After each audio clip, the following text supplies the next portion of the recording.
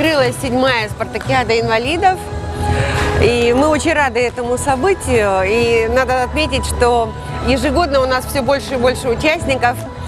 Если когда-то в первой спартакиаде участвовало всего 60 человек, то в этом году в 9 видах спорта зарегистрировано уже 287. Участие в спартакиаде инвалидов всегда вызывает огромный интерес у любого человека, потому что это возможность даже не столько себя проявить, сколько возможность пообщаться с друзьями. Это стимул для человека самосовершенствоваться. Вообще вот в качестве реабилитации именно спортивная и физкультурная часть.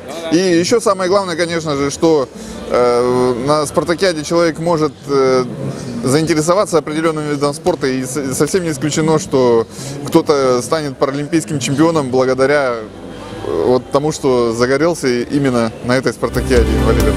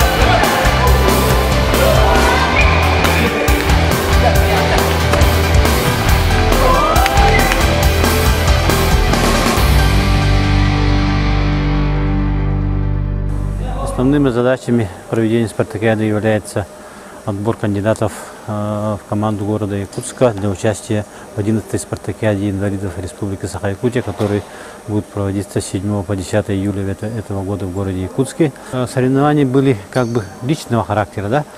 По командным видам спорта у нас, допустим, вот по голболу, там это игра для слепых и слабовидящих, поэтому там просто мы пригласили людей, которые хотят участвовать в соревнованиях, и они разделились на команды.